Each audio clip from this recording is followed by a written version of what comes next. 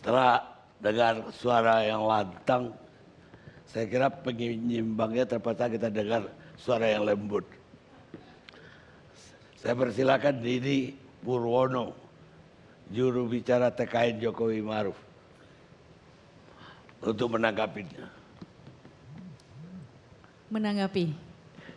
Bingung juga saya gimana menanggapinya. Oke, saya balik aja mungkin ke topik malam ini ya Bang Karni. El Clasico Jokowi versus Prabowo, siapa pemenangnya?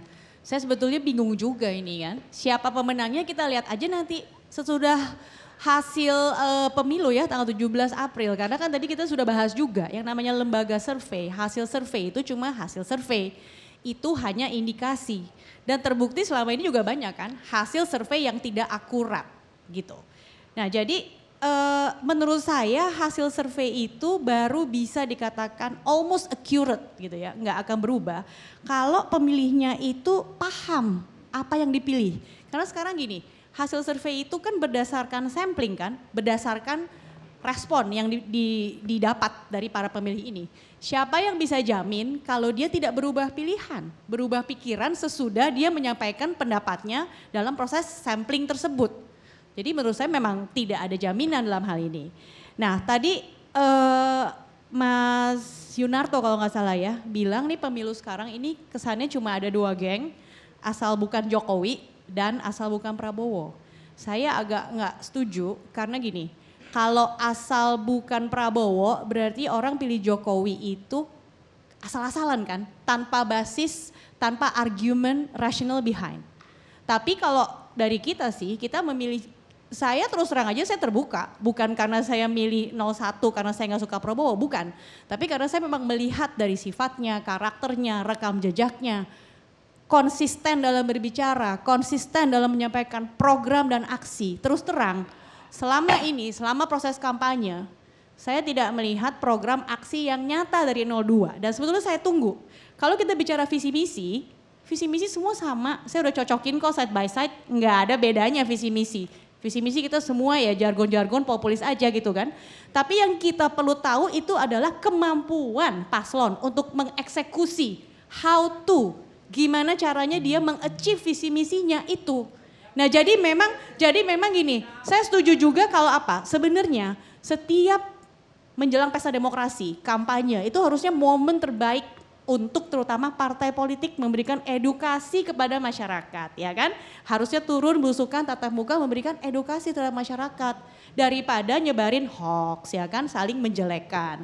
Sekarang gini dari 02 yang paling terbesar yang mereka saling ributin adalah masalah hutang infrastruktur.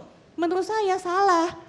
Harusnya kalian tuh nggak perlu meributkan hal-hal seperti itu, kinerja pemerintah yang buruk, begini, begitu, inflasi, pengangguran, setiap kali narasinya itu kita dengarkan. Itu semakin menunjukkan kalian parpol-parpol di kubu 02 tidak bekerja. Karena apa? Kalian kan udah punya kursi DPR selama ini kan? Dan kita tahu, nah ini edukasi yang mungkin publik kebanyakan nggak ngerti Bang Karni. Karena saya yakin hari ini di Indonesia yang mengerti konsep trias politika itu sedikit sekali. Mereka nggak mengerti korelasi antara lembaga eksekutif, yudikatif, legislatif, nggak mengerti. Jadi kalau mereka ribut masalah hutang infrastruktur, mereka harusnya mengerti bahwa semua kegiatan pemerintah itu sudah dibahas bersama-sama, ya kan, antara DPR dan pemerintah dalam pembahasan APBN. Nah, jadi ini menunjukkan kalau kalian komplain dengan pemerintah yang ada pada saat ini, berarti DPR-nya kemana aja selama ini? Kan itu semuanya sudah dibahas. Saya mungkin karena sering bolos ya Bang Karni ya, kayak kemarin sidang paripurna 14 saja yang datang cuma 24 orang. Nah jadi harusnya tuh arah ke situ gitu loh. Saya melihat ini sangat lemah sekali pemahaman masyarakat Indonesia gitu ya terhadap politik, literasi yang rendah. Sehingga ini jadi sasaran hoax. Tadi disampaikan oleh Mas Burhanuddin bahwa kita itu jadinya tidak memperhatikan rational truth. Kita lebih ke bawah pada emosi, rasa, emotional truth. Nah jadi sekarang memang banyak orang golput, itu karena apa? Bingung, memang ada golput ideologis, itu kan orang yang memang critical demokrat, yang sangat ideologis sehingga mereka merasa nggak ada yang srek satupun. Nah menurut saya ini orang-orang yang agak ya with all due respect itu no action talk only ya. Mereka hanya berbicara harusnya begini, harusnya begitu. Tapi pertanyaannya apakah mereka pernah melakukan suatu hal yang konkret? Untuk betul-betul memperbaiki keadaan politik yang ada. Nggak pernah kan, cuma komen doang. Setelah itu apa? Saya abstain deh. Kemudian yang kedua golongan orang yang kecewa. Ya kecewa sah-sah aja gitu kan. Tapi jangan berkelanjutan gitu, harus move on juga, harus berani membuat keputusan, jangan abstain selama-lamanya. Yang ketiga itu kan golput karena apa? Bingung. Nah bingung ini kan tadi penyampaian informasi kalau dia itu sangat kental nuansa hoaxnya bertebaran di mana-mana, orang akhirnya jadi bingung Bang Karni. Survei membuktikan pada hari ini lebih dari 75% masyarakat Indonesia kebingungan untuk dia bisa memutuskan apakah ini berita betul, apakah ini berita bohong.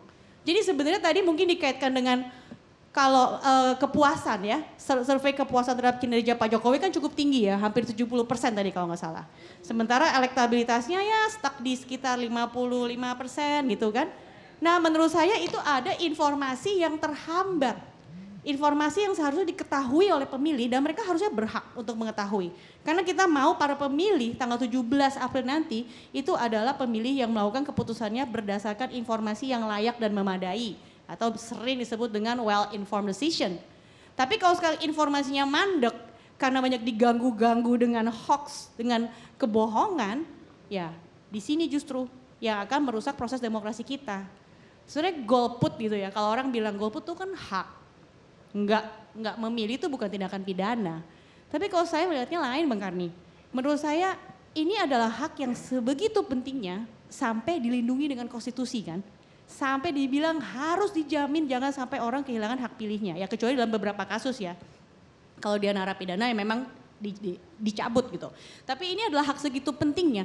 Pertanyaannya kalau memang dia sampai segitu pentingnya berarti kan penting juga untuk dieksekusi. Kenapa harus dipastikan orang punya hak pilih segitu berharganya? Apakah ia jadinya masuk akal kalau setelah hak itu dikasih cuma tinggal dikantongin dan tidak digunakan sama sekali? Pada akhirnya dalam konsep demokrasi kita tahu semua ya, bahwa kekuasaan tangan rakyat, dari rakyat, oleh rakyat, untuk rakyat. Pesta demokrasi, pemilu, pesta demokrasi siapa? Rakyat.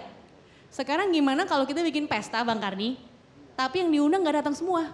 Bubar gak pesta itu? Nah menurut saya orang-orang golput tanpa dia sadari, dia itu justru merusak proses demokrasi itu sendiri. Jadi satu pihak mereka komplain kan, biasa, kenapa proses demokrasi kita tidak berjalan? Ya tapi sekarang pada saat pemilu mereka pilih golput. Sebenarnya mereka sendiri yang menghancurkan proses demokrasi itu. Baik, terima kasih.